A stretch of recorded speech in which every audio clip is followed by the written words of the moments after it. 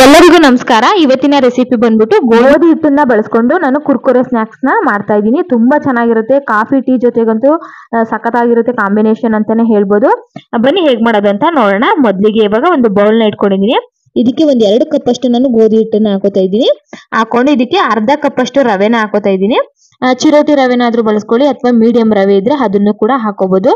ರುಚಿಗೆ ತಕ್ಕಷ್ಟು ಉಪ್ಪನ್ನ ಹಾಕೊಳ್ಳಿ. 1 ಟೇಬಲ್ ಸ್ಪೂನ್ ಅಷ್ಟು ನಾನು ಕಾಳು ಮೆಣಸನ್ನ ಸ್ವಲ್ಪ ಕುಟ್ಟಿ ಪುಡಿ ಮಾಡಿ ಹಾಕೋತಾ ಇದ್ದೀನಿ. ಇದಕ್ಕೆ ಒಂದ್ 2 ಟೇಬಲ್ ಸ್ಪೂನ್ ಅಷ್ಟು ಎಳ್ಳನ್ನ ಹಾಕೋತಾ ಇದ್ದೀನಿ. ಮತ್ತೆ 1 ಟೇಬಲ್ ಸ್ಪೂನ್ ಅಷ್ಟು ಅಜ್ವೈನ್ ಹಾಕೋತಾ ಇದ್ದೀನಿ.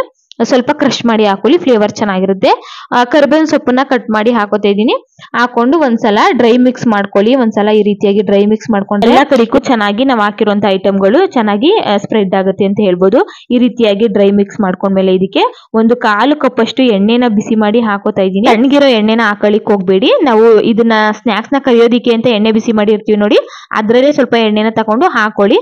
ಹಾಕೊಂಡು ಒಂದ್ಸಲ ಚೆನ್ನಾಗಿ ಈ ರೀತಿಯಾಗಿ ಮಿಕ್ಸ್ ಮಾಡ್ಕೊಳ್ಳಿ. ಇದಕ್ಕೆ ಸ್ವಲ್ಪ ನೀರನ್ನ ಸೇರಿಸ್ಕೊಂಡು ಚೆನ್ನಾಗಿ ಹಿಟ್ಟನ್ನ ಕಲ್ಸ್ಕೊಂಡು ಚಪಾತಿಗೆಲ್ಲ ಯಾವ ರೀತಿಯಾಗಿ ಹಿಟ್ಟನ್ನ ಕಲಿಸ್ತೀವಿ ಆ ರೀತಿಯಾಗಿ ಕಲಸಿಟ್ಕೊಂಡು ಒಂದ್ 15 ನಿಮಿಷ ಈ ಹಿಟ್ಟನ್ನ ನೆನೆಯೋದಿಕ್ಕೆ ನಾವು ಬಿಟ್ಬಿಡೋಣ. ಇವಾಗ ಇದು ನೆಂದಷ್ಟು ನಮ್ಗೆ ಸ್ನಾಕ್ಸ್ ಚೆನ್ನಾಗಿ ಬರುತ್ತೆ ಅಂತಾನೆ ಹೇಳ್ಬೋದು. ಇವಾಗ ನೋಡ್ತಾ ಇರ್ಬೋದು ಒಂದ್ 15 ನಿಮಿಷ ಆಗಿದೆ. ಹಿಟ್ಟು ಕೂಡ ಚೆನ್ನಾಗಿ ನೆಂದಿದೆ. ಇವಾಗ ಇದನ್ನ ಒಂದು 3 ಭಾಗವಾಗಿ ಮಾಡ್ಕೊತಾ ಇದ್ದೀನಿ. ಇವಾಗ ಚಪಾತಿ ಎಲ್ಲ ಒತ್ತುತ್ತೀವಲ್ಲ ಆ ಮಣೆನ ಹಾಕೊಂಡಿದ್ದೀನಿ. ಅದಕ್ಕೆ ಸ್ವಲ್ಪ ಎಣ್ಣೆನ ಸವರಿ ಇಟ್ಕೊಂಡಿದ್ದೀನಿ. ಸವರಿ ಇಟ್ಕೊಂಡು ಹಿಟ್ಟನ್ನ ಇಟ್ಕೊಂಡು ಚೆನ್ನಾಗಿ ಲಟ್ಟಿಸ್ಕೋಬೇಕಾಗುತ್ತೆ. ಆ ಸಾಧ್ಯವಾದಷ್ಟು ನಿಮ್ಗೆ ಎಷ್ಟು ಸಾಧ್ಯನೋ ಅಷ್ಟು ತೆಳುವಾಗಿ ಒತ್ತಲಿಕ್ಕೆ ಟ್ರೈ ಮಾಡಿ. ನೋಡ್ತಾ ಇರ್ಬೋದು ಇಷ್ಟ ಆದ್ರೆ ಸಾಕಿ. ಇದನ್ನ ಇವಾಗ ಕಟ್ ಮಾಡ್ಕೋಬೇಕಾಗುತ್ತೆ. ನಾವು ಪಿಜ್ಜಾ ಕಟರ್ ಏನಾದ್ರೂ ಇದ್ರೆ ಅದ್ರಲ್ಲೂ ಕೂಡ ಕಟ್ ಮಾಡ್ಬೋದು. ಇಲ್ಲ ಅಂದ್ರೆ ಚಾಕುವಿನಿಂದಲೇ ಮಾಡ್ಕೊಳ್ಳಿ, ಏನಿಲ್ಲ ಆರಾಮಾಗಿ ಬರುತ್ತೆ. ನೋಡ್ತಾ ಇರ್ಬೋದು ಮೊದ್ಲಿಗೆ ನಾವು ಈ ರೀತಿಯಾಗಿ ಕಟಿಂಗ್ ಮಾಡ್ಕೊಳ್ಳಿ. ಅದಾದ್ಮೇಲೆ ನಾವು ಡೈಮಂಡ್ ಶೇಪ್ ಆದ್ರೂ ಕೂಡ ಮಾಡ್ಕೋಬಹುದು ಅಥವಾ ಟ್ರಯಾಂಗಲ್ ಶೇಪ್ ಆದ್ರೂ ಕೂಡ ನಾವು ಮಾಡ್ಕೋಬಹುದು. ನಿಮ್ ಇಷ್ಟ, ನಿಮ್ಗೆ ಯಾವ ತರ ಇಷ್ಟ ಆಗುತ್ತೋ ಆ ರೀತಿಯಾಗಿ ಕಟ್ ಮಾಡ್ಕೊಳ್ಳಿ. ಇಲ್ಲಾಂದ್ರೆ ರೌಂಡ್ ಆಗಿ ಕೂಡ ಮಾಡ್ಕೋಬಹುದು ನಾವು. ನೋಡ್ತಾ ಇರ್ಬೋದು ಈ ರೀತಿಯಾಗಿ ಕಟಿಂಗ್ಸ್ ಮಾಡ್ಕೊಂಡ್ಮೇಲೆ ಇದನ್ನೆಲ್ಲಾನು ಒಂದು ಪ್ಲೇಟ್ಗೆ ಎತ್ತಿಟ್ಕೋತಾ ಇದ್ದೀನಿ. ನೋಡಿ ಎಷ್ಟು ಚೆನ್ನಾಗಿ ಬಂದಿದೆ ಅಂತ ಹೇಳಿ. ಎಣ್ಣೆ ಕೂಡ ಚೆನ್ನಾಗಿ ಕಾದಿದೆ. ಇವಾಗ ಐ ಫ್ಲೇಮ್ ಅಲ್ಲಿ ಇಟ್ಕೊಂಡು ನಾನು ಮಾಡಿರುವಂತ ಸ್ನಾಕ್ಸ್ ಎಲ್ಲ ಎಣ್ಣೆಗೆ ಹಾಕೋತಾ ಇದ್ದೀನಿ. ಹಾಕೊಂಡು ಐ ಫ್ಲೇಮ್ ಅಲ್ಲಿ ಇಟ್ಕೊಂಡು ಬೇಯಿಸ್ಕೋಬೇಕಾಗುತ್ತೆ.